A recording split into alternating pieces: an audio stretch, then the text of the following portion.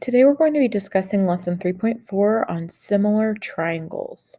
So the angles of similar triangles. When two angles in one triangle are congruent to two angles in another triangle, the third angles are also congruent and the triangles are similar.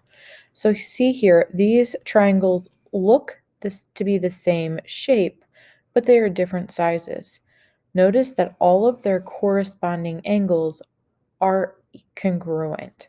So we can note that as triangle ABC is similar to triangle DEF. So if the two triangles are similar, their angles are all going to be congruent. So now let's take a look at these and find out if the triangles are going to be similar or not. So the first thing we need to do is we need to find the missing angles. So we can use our knowledge of triangles to help us. We know that triangles always have an angle sum of 180 degrees. So as we're solving, we can solve for the missing angle, and we find out that x is equal to 72. Now we can see that we have a 28, an 80, and a 72. Now we need to solve for y in the second triangle. So y plus 28 plus 71 is still a triangle, so equals 180. Y plus 99 equals 180. Inverse operations to solve for the variable. 180 minus 99 is 81. So now we can see that both triangles have an angle measure of 28, but then we have an angle of 72, which does not match the other triangle. So these two triangles are not similar because the angles are not congruent. Now, let's take a look at this next one. We know that they have noted that these angles are right, or they measure 90 degrees. So for the first triangle, x plus 66 plus 90 equals 180. Go ahead and find out if these two triangles are similar right now.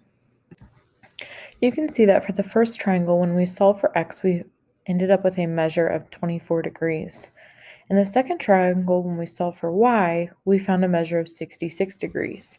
Now, when we compare the angles of both triangles, we can see that both triangles have a measure of 90, a measure of 66, and a measure of 24. So since all three corresponding angles are congruent, these are similar triangles.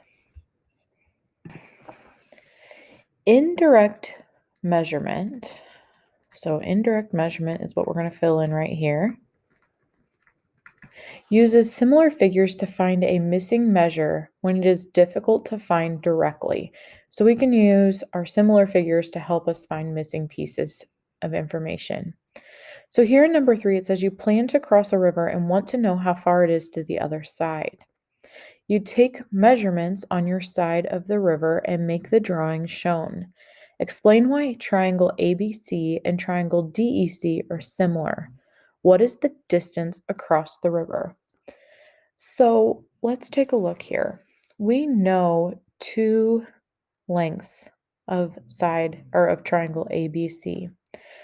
We are looking for x here, so the second side of triangle DEC. We can see that they have marked that these two right angles are congruent, or these two angles are right. We can see here that at this vertex of the two triangles that these are vertical angles. We know that vertical angles are congruent. Now, knowing what we've just talked about of similar triangles, where if two of the angles are the same, we know that the third angle is also going to be the same. So here angle A and here angle D are also congruent. So we know that these are similar triangles, okay? They all share the same measures of angles. Now, after we've explained in our sentence why they are similar, which I'm going to let you do on your own, what how can we use this information to help us find x? Well, we can use a proportion to help us. So if we know that triangle ABC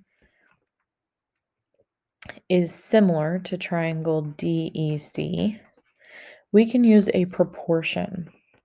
So 60 goes from, we're going to call this the right angle to angle 2 here, angle 2 of the triangle. Well, from the right angle to angle 2 of the similar triangle is x.